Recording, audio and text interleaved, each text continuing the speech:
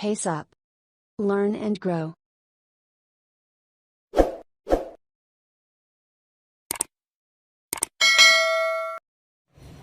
Hello friends, welcome to our channel pace up.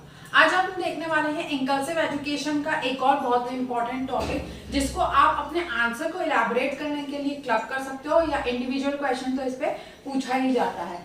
क्या है topic? An ideal इंकल्सिव school, एक आदर्श समावेशी school.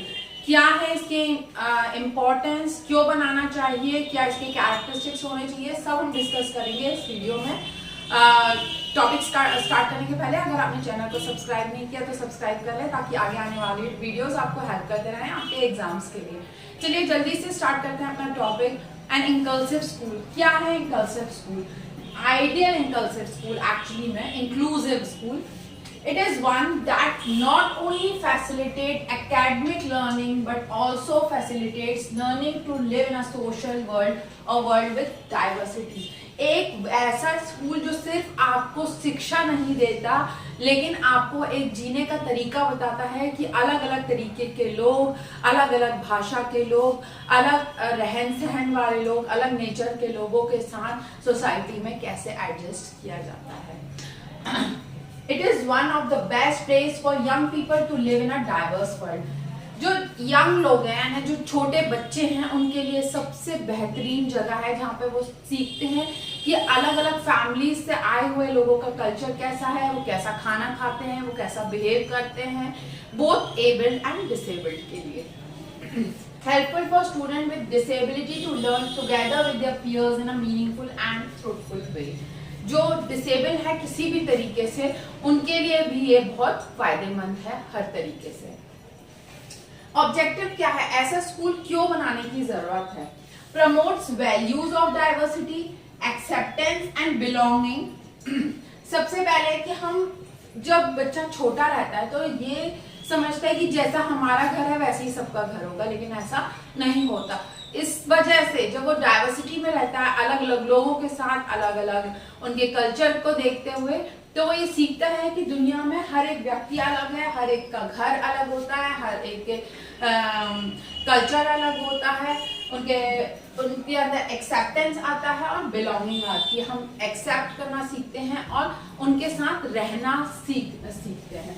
School wide support system to meet the needs of all type of students.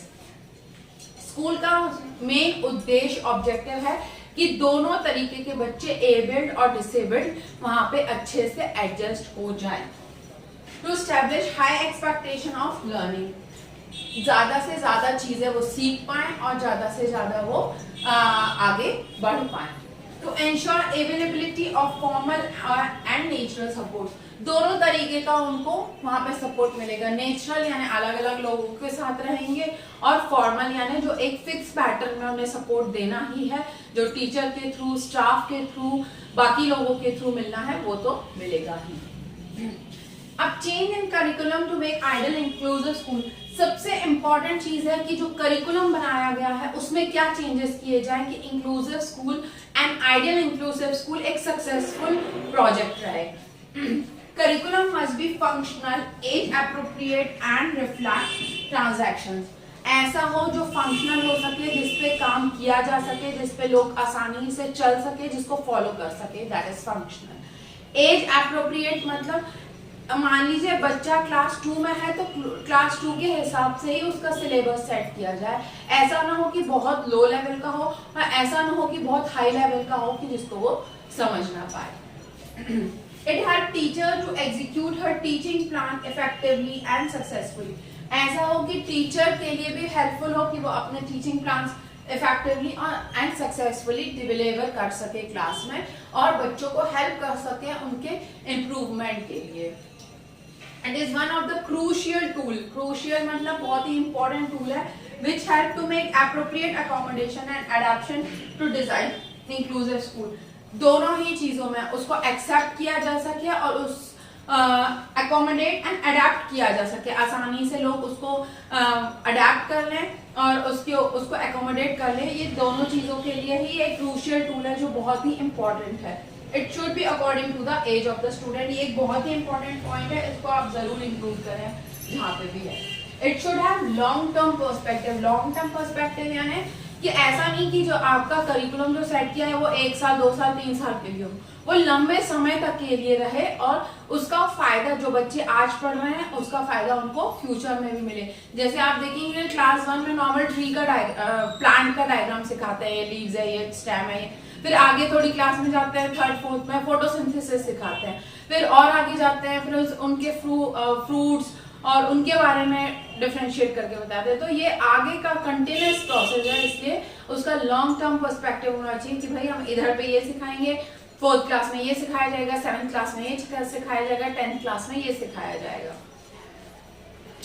Definition जो queen and राइबर्न ने 2000 में दी है वो ये है, an inclusive curriculum is recognisation under the principle of social justice, participation in education, no discrimination on the basis of gender, ethnicity, ability और disability।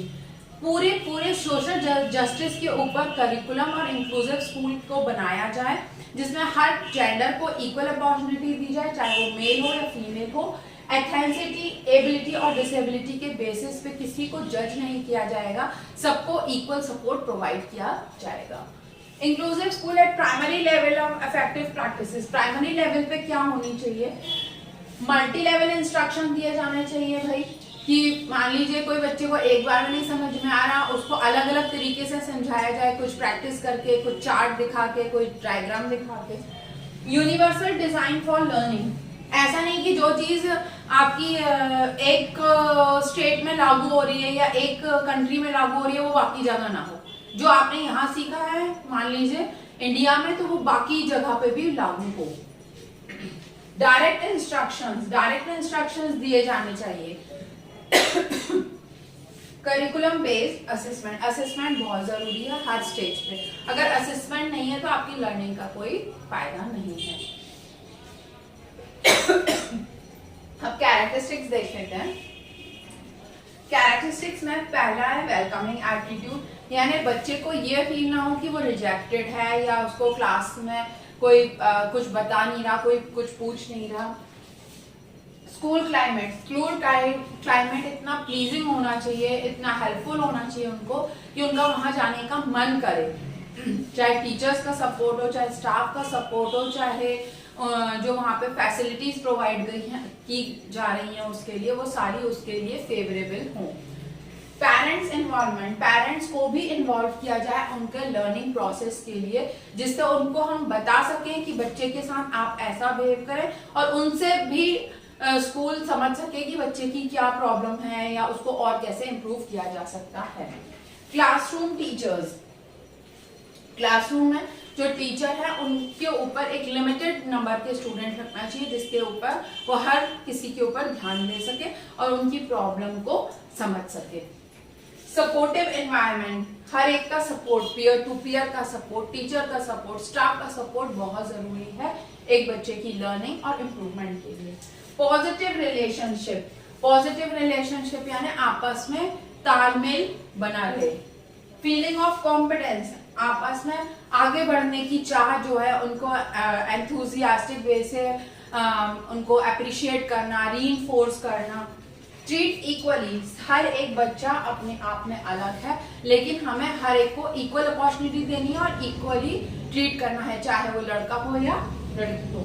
Focus on whole school, पूरे school को एक देखा जाए, ये नहीं कि ये पार्ट अलग है इस पे ज्यादा ध्यान देंगे, वो पार्ट अलग है उस पे ज्यादा ध्यान नहीं देंगे। Recognise special way of learning, recognise special needs के जो बच्चे हैं उनको रिकॉग्नाइज किया जाए कि भाई इनकी रीडिंग में प्रॉब्लम है, इसको देखने में प्रॉब्लम है, इसको लिखने में प्रॉब्लम है और फिर उनको अकॉर्डिंगली हेल्प किया जाए। चलिए अब हम इसके चैलेंजेस देख लेते हैं कि भाई ये सब कुछ एक प्लान तो है लेकिन इसमें चैलेंजेस क्या क्या आते हैं। पहली बात है acceptance from the school. Acceptance इसलिए क्योंकि कई बार स्कूल एडमिशन ही नहीं देना चाहता डिसेबल्ड बच्चों को।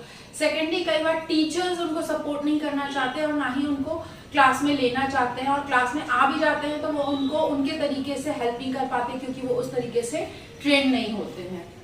Second, transport facility. Transport facility कई बार कुछ बच्चे ऐसे होते हैं जो व्हील चेयर में चल रहे हैं, उनके लिए बसेस के जो दरवाजे हैं वो ब्रॉड होना चाहिए, उनको हमेशा एक हेल्पर लगेगा बस में चढ़ाने के लिए, उतारने के लिए। तो इस तरीके से ट्रांसपोर्ट की फैसिलिटीज जो एक्स्ट्रा प्रोवाइड करवाई जा रही है, उसके कारण उसके एक्सपेंसेस बढ़ जाते हैं। कई बार पेरेंट्स अफोर्ड नहीं कर पाते और कई बार जो स्कूल है वो प्रोवाइड नहीं करवा पाता है।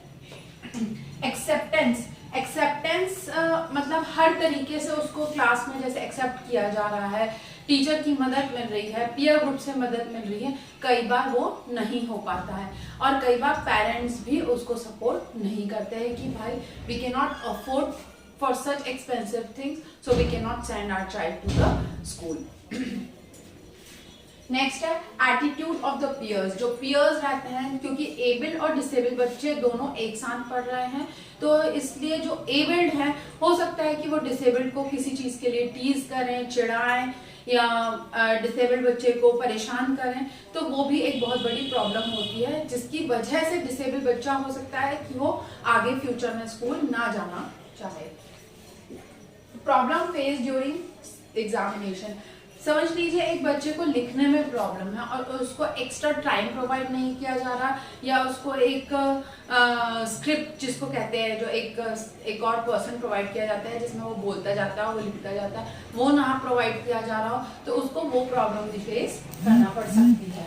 Problem in curriculum. कई बार करिकुलम इतना हार्ड होता है कि कुछ डिसेबल्ड बच्चों को समझने के लिए वो बहुत डिफिकल्ट होता है, या फिर जो प्रैक्टिकल रूम्स होते हैं वहाँ पे वो प्रॉपर्ली खड़े होके चीज़ें नहीं समझ सकता, या ग्रुप्स में जैसे चीज़ें समझाई जा रही हैं और वो ग्रुप के साथ नहीं मैचअप कर पा रहा, वो पीछे खड़ा हुआ है और नहीं समझ पा रहा, तो एक तरीके से कई बार करिकुलम भी प्रॉब्लम क्रिएट करता है उसकी लर्निंग में। Attention from the teacher. कई बार ऐसा होता है टीचर प्रॉपर उसको अटेंशन नहीं दे पाती, may be because of class की स्ट्रेंथ, मे बी कि वो ट्रेन ना हो उस बच्चे को उस तरीके से समझाने के लिए, तो किसी भी तरीके की प्रॉब्लम हो सकती है।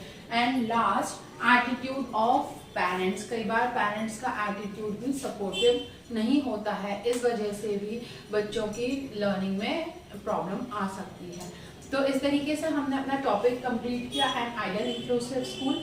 वीडियो पसंद आया हो तो लाइक शेयर सब्सक्राइब जरूर करें, और अगर आपको सारी चीजें समझ में आई हो तो अपने फ्रेंड के साथ शेयर जरूर करें। नेक्स्ट वीडियो तक के लिए thank you and bye bye.